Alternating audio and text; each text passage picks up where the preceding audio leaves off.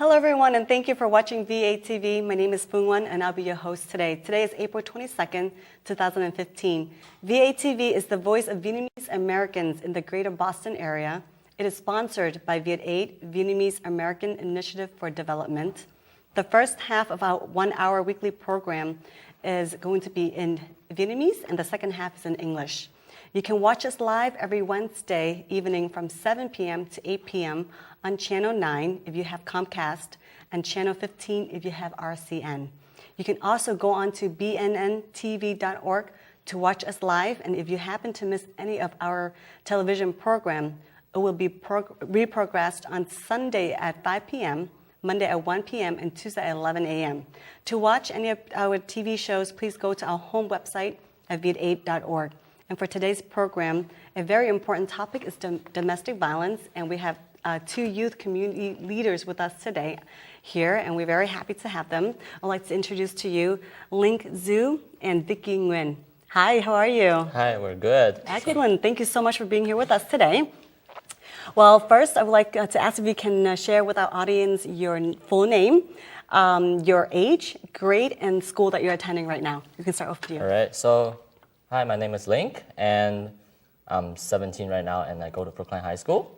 So I'm a senior. Great, yay.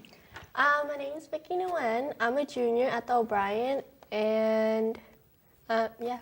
Oh, great. Excellent. We welcome you on here. Share with us, what is YEP, Y-E-P? So YEP, this year, we're a group of 9 youth. We're community leaders, and we are part of the Asian Task Force Against Domestic Violence. And basically, the short name for it is ATASK, and ATASK mainly focuses on helping Asian immigrants who are impacted by domestic violence. And YEP stands for Youth Empowerment Project, which is where we fight against violence and oppression. Excellent.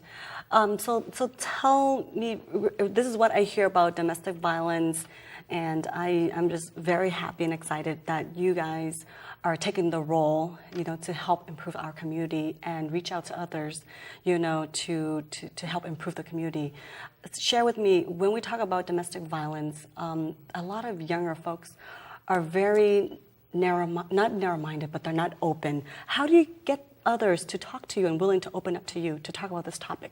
So I know in high school, maybe in everyday life, talking about domestic violence or anything like that is a taboo.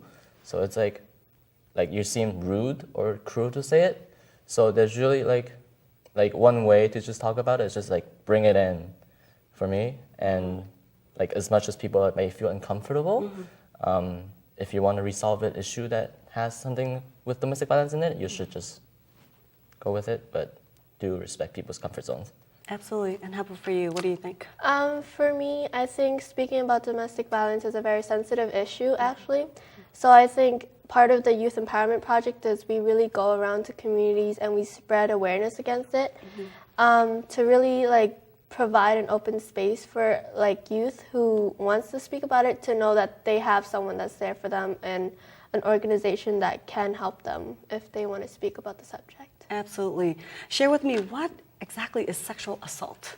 So sexual assault is forced, unwanted, unwelcome, or coerced sex. I mean, that's also the definition of rape. So when we talk about sexual assault or rape, it's not about how much you drink, what you wear, if you're feeling horny, or if someone is being too attractive or not. It's about the rapist not respecting consent. It's about how they want to have power and control over the others, and it happens because there's sexism in the society that tells us men are better than women. So. Well, thinking about this, I always have, a thought that, women tend to be more of the victims. So share with me, what are your thoughts about this topic of sexual assault to you? I believe that it is true that usually people who are raped tend to be, the percentage is more of women. And one reason being is because of sexism in today's world. So an example with that would be women are still making only 80% of the wage that men are making. And usually that sexism really promotes the idea that men are superior than women, and that really promotes rape and sexual violence. Do you guys have any friends who come up with you guys and share with you regarding both these, or coming to your program and share with you about these issues? Rarely, sadly. I think, like, again, they're afraid to talk about it because in today's world, after all, like, the word rape is used as a joke. So, like, I know, like, there are people who play video games like Call of Duty. The word rape is used quite commonly, like, amongst teenagers because, like, when it's like they use it to mean like you got outplayed by an opponent, when supposedly like rape means something else, like completely different, right? So like this is taking the actual meaning away from the word. So I think like an issue right now is like we take the term too lightly when we should like take it more seriously.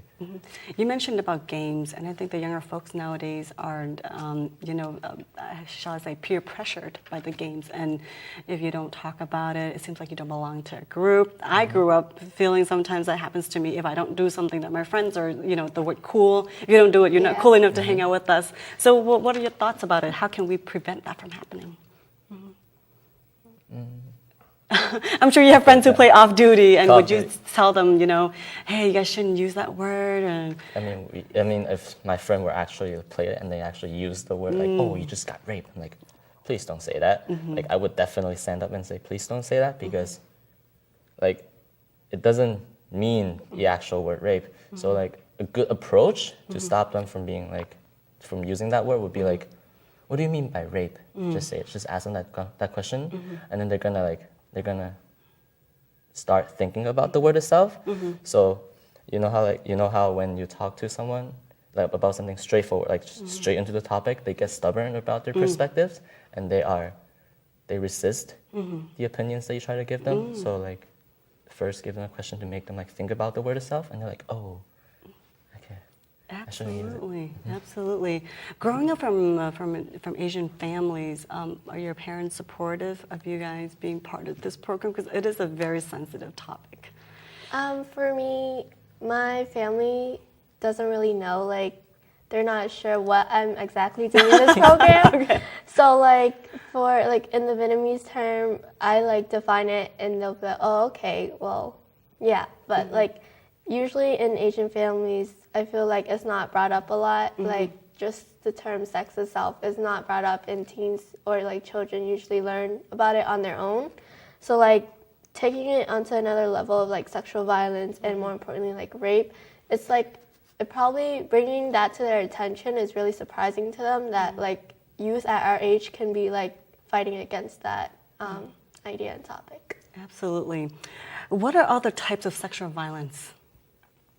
Another type of sexual violence would be sexual harassment, which is like unwanted attention from someone. An example would be someone catcalling you on the streets. Like you're walking down the street and someone like honks their horn at you, whistles at you. Or like flashing, which is like where someone shows you a part of their body that you don't want to see. Or like just simply being touched in a sexually way that you don't want. Okay, so that would be considered as a sexual violence. Yeah. Part of the program, what is Denim Day? Tell me about that. Oh, Denim Day? Yeah, that word. Yeah. So Denim Day is it's a campaign. Yep. It's a big campaign throughout April that spreads awareness against sexual violence and victim blaming throughout the community. So throughout Denim Day, like we wear these patches. Okay. Like so, these patches are a creative tool for us to protest against sexual violence. So you can see these slogans written here. So what is it? No silence for domestic violence. It says right here if you can read it. And on Denim Day, we ask people to like wear these patches, and here you can look at it.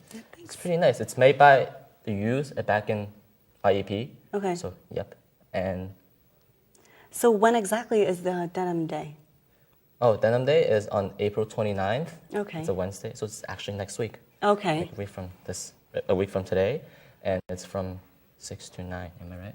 Yeah. It's from 6 to 9. Okay. And there will be a rally. Actually, Well, that's actually our event, YEP's event called Take Back the Night. Okay. Yeah. So why is it denim, the word denim day in there? Did someone think of like, So actually, the history of Denim Day is because in 1992, a girl was raped by her driving instructor. And when her family brought it to court, they ruled that her driving instructor did not rape her because there was consent in there due to her wearing skinny jeans. So she must have like helped him take the skinny jeans off rather than he took it off of her. Therefore, there was consent. And so they ruled that he did not rape her. And the woman in Italy, which is where the case happened, the woman in parliament got really upset. So they wore denim jeans to work to like fight against what we would call victim blaming. wow, and this happened in what year? 1992. 1992 in Italy. Yeah. Wow, isn't that crazy? And he actually won the case. Yeah. Oh, wow, that is definitely, wow. I didn't hear about the case, but it's great to know. You know, my next question to you, I think I've asked this before, but what are you, this program, what are you guys doing exactly to help prevent sexual violence, or we call it victim blaming? So victim blaming is a type, like, it's not like sexual violence, but like, you know, the denim case, I mean, the rape case that Vicky just described, shows like a type of victim blaming. You see how like the girl, the woman, the young lady was blamed for taking off her jeans or wearing tight jeans when like she didn't ask to be raped. So this is like this year's Take Back the Night theme, so like no victim blaming. And here is a poster. Was this a poster? Yeah. So it says right here, it may be the choice of clothing, but it's not their choice to be raped. So this is so when you were young, like when you're in health and fitness classes, right? Like your teacher's like, okay, so there's this scenario. This girl was raped. What could be done to prevent the rape? And then the students are like, she should stop wearing tight jeans, or like she should stop wearing mini skirts. It's all like what she should do instead of what the rapist should have done. So the rapist should have never raped her in the beginning. So that's what we do to prevent sexual violence. It's to make the attackers stop doing what they're doing. And as for victim blaming, just don't do it, and always believe in the victim because they never chose to be raped. Of course, absolutely. Share with us the Take Back the Night event. So Take Back the Night event, like Link said before, is on April 29th. It's on a Wednesday this year. Well, it's always on a Wednesday. It's the last Wednesday of April usually. That's Denim Day. So we'll be rallying from Ashmont to Fields Corner, starting at 6, and then we'll get to VATV, which is the community center in Fields Corner. From there, we'll have open mic and food and survivor speakers, and we'll basically do that until 9 o'clock and talk to other people raising awareness against sexual violence and how Denim Day started. Okay, so you're both going to be there. Yeah. Yep. Share with us who are in this picture. So these are the youth from YEP. Okay. And as you can see, I'm right here.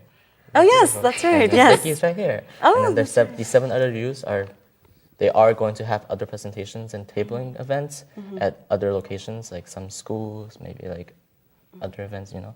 And our main goal is to like talk about Denim Day and Take Back the Night, as well as like victim blaming. I mean, against victim blaming. So, you know, going back a little bit, this is a really sensitive, topic, and I give you guys so much credit and really proud of, young leaders arising in the community. How did you guys get involved?